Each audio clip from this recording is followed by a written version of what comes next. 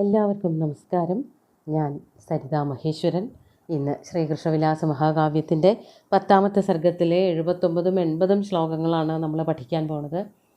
2 ശ്ലോകങ്ങളിലും ഉപജാതി വൃത്തം തന്നെയാണ് കവി ഉപയോഗിച്ചിരിക്കുന്നത്. ചന്ദ്രോദയമാണ് വർണ്ണിച്ചുകൊണ്ടിരിക്കുന്നത്. ആ നിലാവിൻ്റെ ഭംഗിയും ആഹ്ലാദകത്വവും ഒക്കെ പറഞ്ഞുകൊണ്ടിരിക്കുകയാണ്. നമുക്ക് ആദ്യം 79ാമത്തെ ശ്ലോകം നോക്കാം. തത്സാന്ദ്രമിന്ദോർഘനസാരഗൗരം ധാമാഭിരാമം പ്രതിപദ്യ ലോകഃ പാതും കരാഭ്യാം വസനേഷു ബന്ധുമിയേഷ പാത്രേഷു ച സംഗ്രഹീതും. നമുക്ക് ആദ്യം പദച്ഛേദം നോക്കാം. തത് സാന്ദ്രം ഇന്ദോഃ ഘനസാരഗൗരം ധാമാഭിരാമം പ്രതിപദ്യ ലോകഃ പാതും കരാഭ്യാം വസനേഷു ബന്ധും ഇയേഷ പാത്രേഷു ച സംഗ്രഹീതും. നല്ല കട്ടിയുള്ള നിലാവാണ് വന്ന് വീണുകൊണ്ടിരിക്കുന്നത് എന്നാണ് കവി പറയണത്.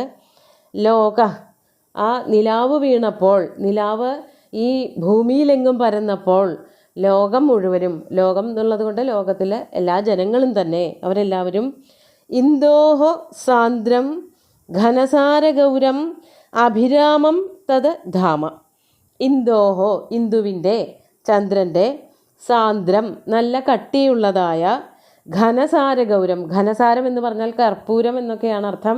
കർപ്പൂരം പോലെ നല്ലവണ്ണം വെളുത്തിരിക്കുന്നതായ, അതുകൊണ്ട് തന്നെ വളരെ സുന്ദരമായിട്ടുള്ള, അഭിരാമമായ, മനസ്സിനെ അഭിരമിപ്പിക്കുന്നതായ തത് ധാമ, ആ പ്രകാശത്തെ, അതായത് ആ നിലാവിനെ മുഴുവനും തന്നെ പ്രതിപദ്യ, അത് സ്വീകരിച്ചിട്ട്, എല്ലാവരും ആ നല്ല വെളുത്ത ഭംഗിയുള്ള നിലാവ് ഇവിടെയൊക്കെ വീടുണ്ട് എന്ന് മനസ്സിലാക്കിയിട്ട്, പ്രതിപദ്യ എന്നുള്ളതിന് ജ്ഞാത്വ എന്നൊക്കെ തന്നെ അർത്ഥം.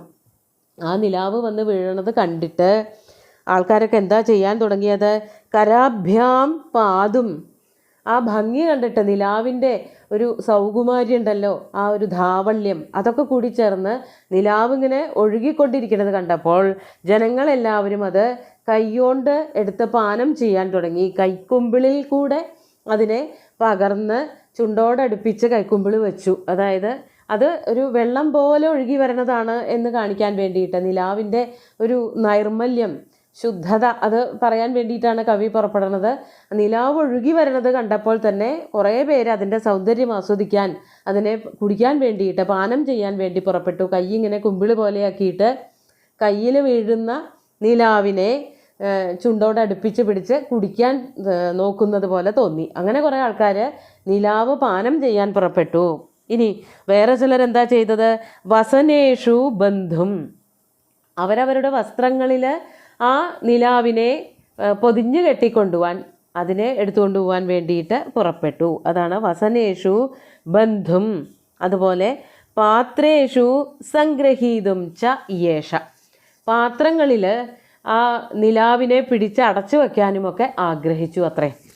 അപ്പോൾ ഇവിടെ പറയണത് കേട്ടാൽ, ഒട്ടും മൂർത്തമല്ലാത്ത ഒന്നിനെ, ഒരു രൂപവുമില്ലാത്ത ഒരു വസ്തുവിനെ രൂപമുള്ളതുപോലെ വർണ്ണിച്ചിരിക്കുകയാണ്.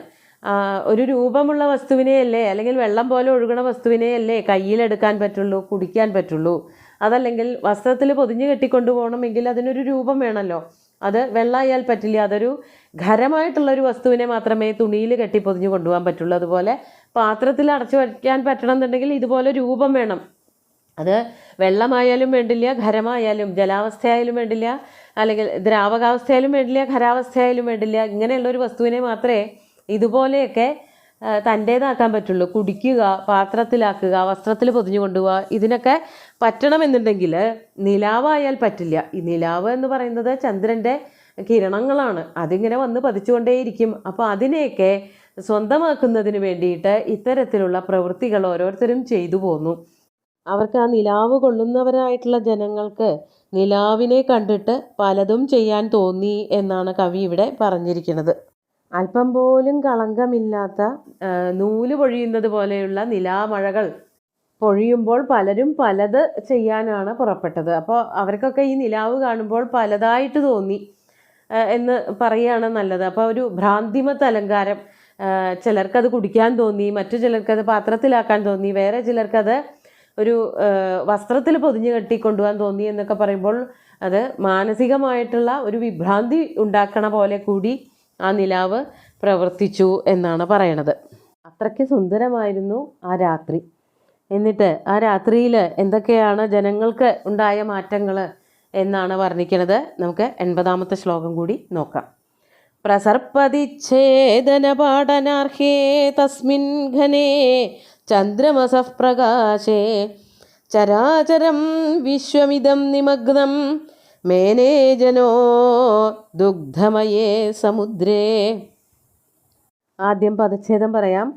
പ്രസർപ്പതി ഛേദനപാടനാർഹേ തസ്മിൻ ഘനേ ചന്ദ്രമസഃ പ്രകാശേ ചരാചരം വിശ്വം ഇദം നിമഗ്നം മേനേ ജനോ ദുഗ്ധമയേ സമുദ്രേ. ഈ നിലാവിനെ പറ്റിയിട്ട് കഴിഞ്ഞ ശ്ലോകത്തിൽ പറഞ്ഞു നിർത്തിയല്ലോ, അതിനെ തുടർന്ന് തന്നെയാണ് പറയണത്. ജനങ്ങൾ, ലോകം എന്നുള്ളത് കഴിഞ്ഞ ശ്ലോകത്തിൽ പറഞ്ഞു, ഈ ശ്ലോകത്തിൽ ജനം എന്ന് പറയുകയാണ്. ഛേദനപാടനാർഹേ ഘനേ തസ്മിൻ ചന്ദ്രമസഃ പ്രകാശേ. ചന്ദ്രമസഃ പ്രകാശേ, ചന്ദ്രമസിൻ്റെ പ്രകാശത്തിൽ. ചന്ദ്രമസ് എന്ന് പറഞ്ഞാൽ ചന്ദ്രൻ തന്നെയാണ്. ചന്ദ്രൻ്റെ പ്രകാശം എങ്ങനെയുള്ളതൊക്കെയായിരുന്നു? ഛേദനപാടനാർഹേ ഘനേ, ഛേദനം ചെയ്യാനും പാടനം ചെയ്യാനും തക്കവണ്ണം സാന്ദ്രമായിട്ടുള്ള.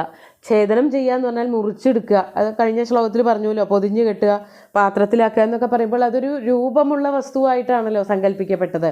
പാടനം ചെയ്യുക എന്ന് പറഞ്ഞാലും അത് തന്നെയാണ്, എടുത്തുകൊണ്ട് പോവുക.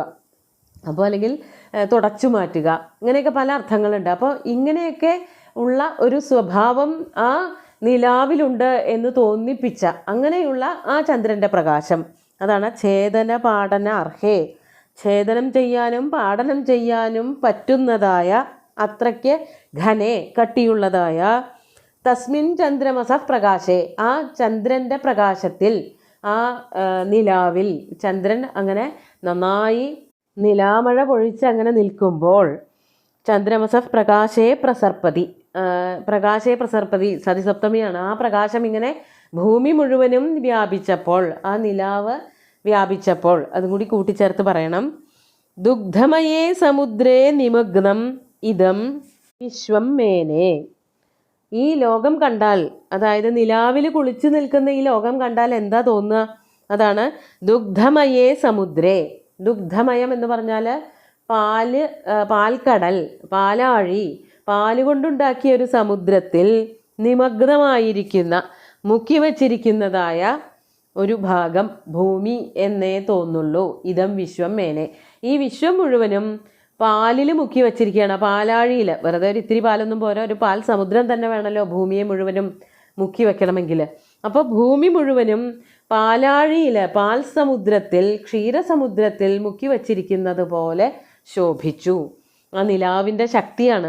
ലോകം മുഴുവനും നിലാവ് ഇങ്ങനെ പെയ്തുകൊണ്ടിരിക്കുമ്പോൾ, നിലാവത്ത് ലോകം മുഴുവനും വെളുത്തിരിക്കുന്നത് കണ്ടാൽ, ഈ ചരാചരങ്ങളിൽ മുഴുവനും തന്നെ പാല് കൊണ്ടൊരു അഭിഷേകം നടത്തിയതുപോലെ, പാലിൽ മുക്കി വച്ചിരിക്കുന്നത് പോലെ തോന്നിപ്പോയി. അത്രയ്ക്ക് ശുദ്ധമായിട്ടുള്ള, അത്രയ്ക്ക് ഭംഗിയുള്ളതായിട്ടുള്ള നിലാവാണ് പൊഴിഞ്ഞിരുന്നത് എന്നാണ് ആ സൂര്യൻ അസ്തമിച്ചതിന് ശേഷം നിലാവ് പരന്നപ്പോൾ ഉണ്ടായതായ അവസ്ഥകളെ പറ്റിയിട്ട് കവി വർണ്ണിക്കുന്നത്.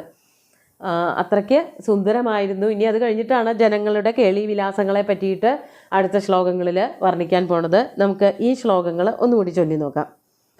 തത്സാന്ദ്രമിന്ദോർഘനസാരഗൗരം ധാമാഭിരാമം പ്രതിപദ്യലോക പാതും കരാഭ്യാം വസനേഷു ബന്ധുമിയേഷ പാത്രേഷു ച സംഗ്രഹീതും പ്രസർപ്പതിച്ഛേദനപാടനാർഹേ തസ്മിൻ ഘനേ ചന്ദ്രമസഃ പ്രകാശേ ചരാചരം വിശ്വമിദം നിമഗ്നം മേനേ ജനോ ദുഗ്ധമയേ സമുദ്രേ.